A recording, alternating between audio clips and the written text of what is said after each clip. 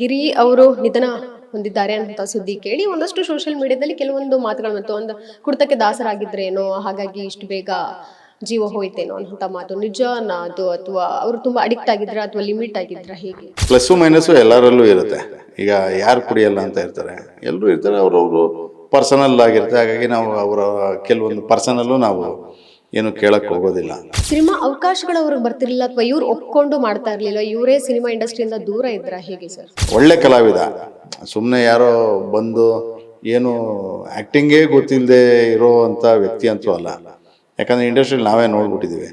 ಪ್ರತಿ ವರ್ಷ ನಿಮ್ಮ ಗೆಳೆಯ ದರ್ಶನ್ ಅವ್ರ ಹುಟ್ಟುಹಬ್ಬ ಇದ್ದಾಗ ಮನೆ ಹತ್ರ ಹೋಗ್ತಿದ್ರಿ, ವಿಶ್ ಮಾಡ್ತಿದ್ರಿ, ಕೂತ್ಕೊಂಡು ಎಲ್ಲ ಚಿಲ್ ಮಾಡ್ತಿದ್ರಿ. ಆದ್ರೆ ಈ ವರ್ಷ ಬರ್ತಡೆಗೆ ಬ್ರೇಕ್ ಹಾಕಿದ್ದಾರೆ ಅನ್ನೋದು ಸಾಮಾಜಿಕ ಜಾಲತಾಣದಲ್ಲಿ ವಿಡಿಯೋ ಮಾಡಿ ಹರಿಬಿಟ್ಟಿರುವಂತದ್ದು ನೋಡಿದ್ರ?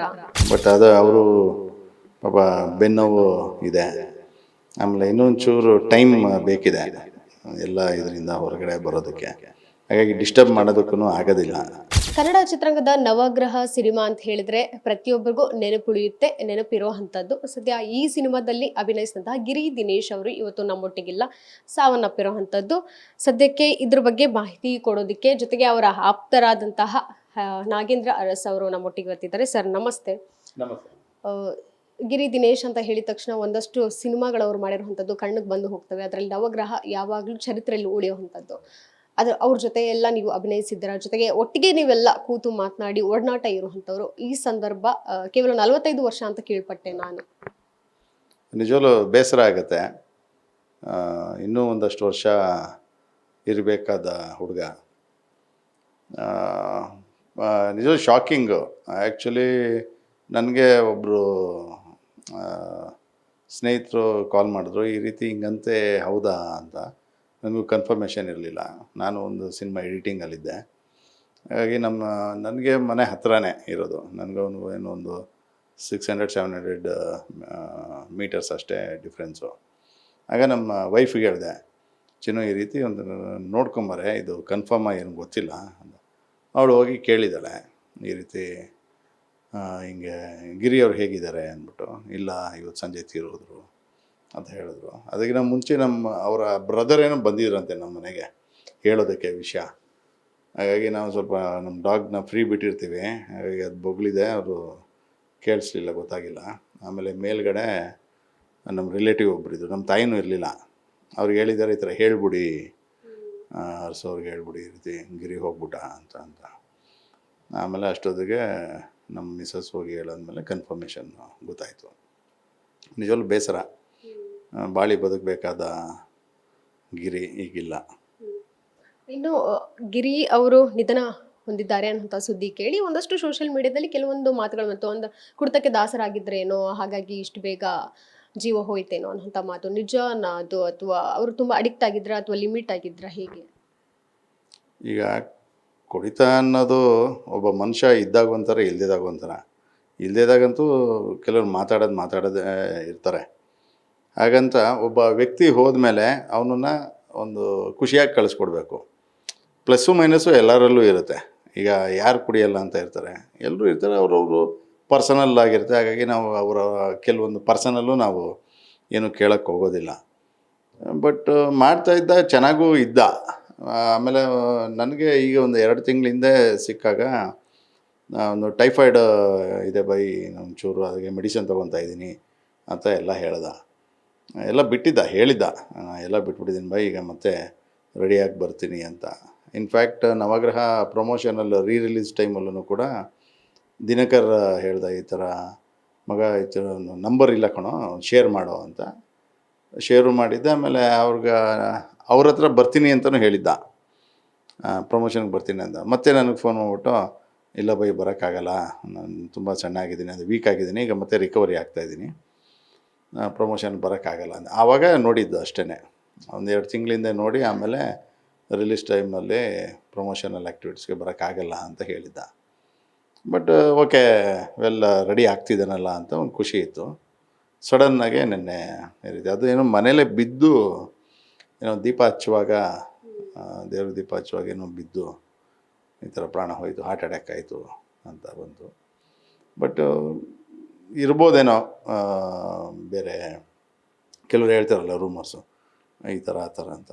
ಬಟ್ ಅದಂತೂ ನನಗೆ ಗೊತ್ತಿಲ್ಲ, ಯಾಕಂದರೆ ನಾನು ನೋಡಿರೋದನ್ನು ಹೇಳ್ಬೋದು, ನೋಡಿಲ್ಲದೆ ಸುಮ್ಮನೆ ಇನ್ನೊಬ್ಬ ವ್ಯಕ್ತಿ ಬಗ್ಗೆ, ಅದು ತೀರ್ ಹೋದ ವ್ಯಕ್ತಿ ಬಗ್ಗೆ ಹೇಳೋದು, ಗೊತ್ತಿಲ್ಲದೆ ಹೇಳೋದು ತಪ್ಪಾಗತ್ತೆ ಅಂತ. ಆಗಾಗ ಭೇಟಿ ಆಗ್ತಿದ್ರಿ ಅನ್ಸುತ್ತೆ, ಆದರೆ ಸಿನಿಮಾ ಅವಕಾಶಗಳು ಅವ್ರಿಗೆ ಬರ್ತಿರ್ಲಿಲ್ಲ ಅಥವಾ ಇವ್ರು ಒಪ್ಕೊಂಡು ಮಾಡ್ತಾ ಇರಲಿಲ್ಲ, ಇವರೇ ಸಿನಿಮಾ ಇಂಡಸ್ಟ್ರಿಯಿಂದ ದೂರ ಇದ್ರ, ಹೇಗೆ ಸರ್? ಅವಕಾಶನೂ ಕೂಡ ಬರ್ತಿರ್ಲಿಲ್ಲ ಅಂತಲೂ ಒಂದು ಬೇಸರ ಇತ್ತು. ನಾನು ಕೇಳುವೆ, ಯಾಕೋ ಈ ನಡುವೆ ಕಡಿಮೆ ಆಯ್ತಲ್ಲೋ ಅಂತ. ಯಾಕಂದರೆ ನನಗೆ ಭಾಳ ಹತ್ತಿರ ಇರೋದು ನನ್ನ ಮನೆಗೂ ಅವನಿಗೂ. ಆಮೇಲೆ ನನ್ನ ಮಕ್ಕಳನ್ನ ಕಾಲೇಜಿಗೆ ಬಿಟ್ಟು ಬರುವಾಗ ಅದೇ ರೋಡಲ್ಲಿ ಬರ್ತಾಯಿದ್ದಿದ್ದು. ಒಂದು ಸರಿ ಅಲ್ಲಿ ಸಿಗೋವನು, ರೆಗ್ಯುಲರ್ ಒಂದು ಅಡ್ಡ ಇದೆ ಒಂದು, ಅಲ್ಲಿ ಟೀ ಕುಡಿಯೋನು ಅದು ಇದು ಅಲ್ಲೇ ಸಿಕ್ಕಾಗ, ಏನಗ್ರಿ ಏನು ಮಾಡ್ತಿದ್ಯಾ, ಇಲ್ಲ ಬೈ ಆರಾಮ ಮನೇಲೆಲ್ಲ ಹೇಗಿದ್ದಾರೆ, ಮೇಡಮ್ ಹೇಗಿದ್ದಾರೆ, ಮಕ್ಳು ಹೇಗಿದ್ದಾರೆ ಎಲ್ಲ ಕೇಳೋನು. ಎಲ್ಲ ಚೆನ್ನಾಗಿದ್ದಾರಪ್ಪ, ನೀನು ಹೆಂಗಿದ್ಯಾ, ಏನು ಮಾಡ್ತಿದ್ಯಾ ಅಂದ.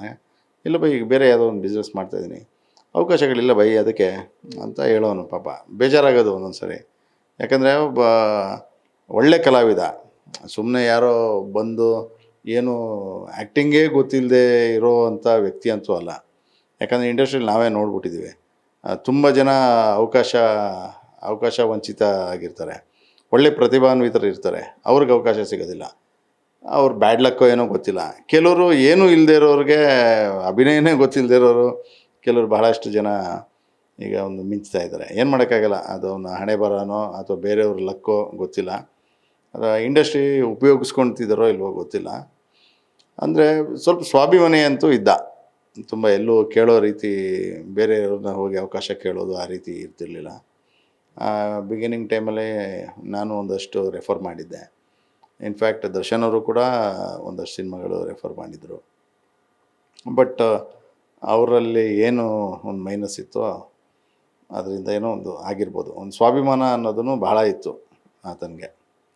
ಯಾಕಂದರೆ ಅವರ ಅತ್ತೆ ಹೇಳ್ತಾಯಿದ್ರು, ಇವತ್ತು ಹೋಗೋ ಅರಸು ಮನೆ ಇಲ್ಲೇ ಅಲ್ವಾ, ಹೋಗು ಅವ್ರ ಜೊತೆ ಇರೋ, ನಿಂಗೂ ಒಂಚೂರು ರಿಲ್ಯಾಕ್ಸೇಷನ್ ಇರುತ್ತೆ. ಅವ್ರು ಯಾವ್ದಾದ್ರು ಮಾಡ್ತಾಯಿದ್ದಾರೆ, ಸುಮಾರು ಸಿನಿಮಾಗಳು ಸೀರಿಯಲ್ಸ್ ಮಾಡ್ತಿದ್ದಾರೆ, ಯಾವ್ದಾದ್ರು ರೆಫರ್ ಮಾಡ್ತಾರೆ, ಹೋಗು ಅಂತ. ಒಂಥರ ಸ್ವಾಭಿಮಾನಿ ಪಾಪ. ಒಂಚೂರು ಎಲ್ಲೋ ಒಂದು ಟಚ್ ಇದ್ದು ಎಂಗೇಜ್ ಆದರೆ ಯಾವತ್ತೂ ಒಬ್ಬ ಮನುಷ್ಯನಿಗೆ ಒಂದು ಖಿನ್ನತೆ ಬಿಟ್ಟೋಗುತ್ತೆ.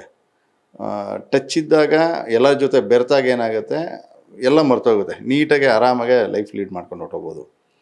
ಅದೊಂದು ಸ್ವಾಭಿಮಾನ ಅನ್ನೋದು ಇಂದ ಎಲ್ಲೋ ಒಂದು ಅವನಿಗೆ ಅದು ಧಕ್ಕೆ ಆಯಿತು ಅಂತ ಅನ್ನಿಸ್ತಾ ಇದೆ. ಇನ್ನು ಪ್ರತಿ ವರ್ಷ ನಿಮ್ಮ ಗೆಳೆಯ ದರ್ಶನ್ ಅವ್ರ ಹುಟ್ಟುಹಬ್ಬ ಇದ್ದಾಗ ಮನೆ ಹತ್ರ ಹೋಗ್ತಿದ್ರಿ, ವಿಶ್ ಮಾಡ್ತಿದ್ರಿ, ಕೂತ್ಕೊಂಡು ಎಲ್ಲ ಚಿಲ್ ಮಾಡ್ತಿದ್ರಿ. ಆದರೆ ಈ ವರ್ಷ ಬರ್ತಡೆಗೆ ಬ್ರೇಕ್ ಹಾಕಿದ್ದಾರೆ ಅನ್ನೋಂಥದ್ದು ಸಾಮಾಜಿಕ ಜಾಲತಾಣದಲ್ಲಿ ವಿಡಿಯೋ ಮಾಡಿ ಹರಿಬಿಟ್ಟಿರುವಂಥದ್ದು ನೋಡಿದೆ.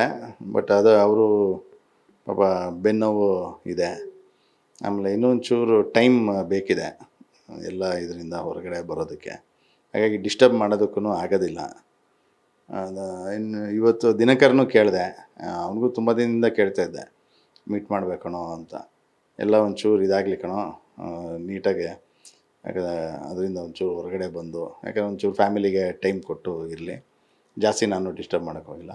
ಹೇಳ್ತೀನಿ ಮಗ ಈ ರೀತಿ, ನಾನು ಹೇಳಿದ್ದೆ ನಾಗಿನೂ ಮೀಟ್ ಮಾಡಬೇಕು ಅಂತಿದ್ದ, ಧರ್ಮನೂ ಮೀಟ್ ಮಾಡಬೇಕು ಅಂತಿದ್ದ ಅಂತ.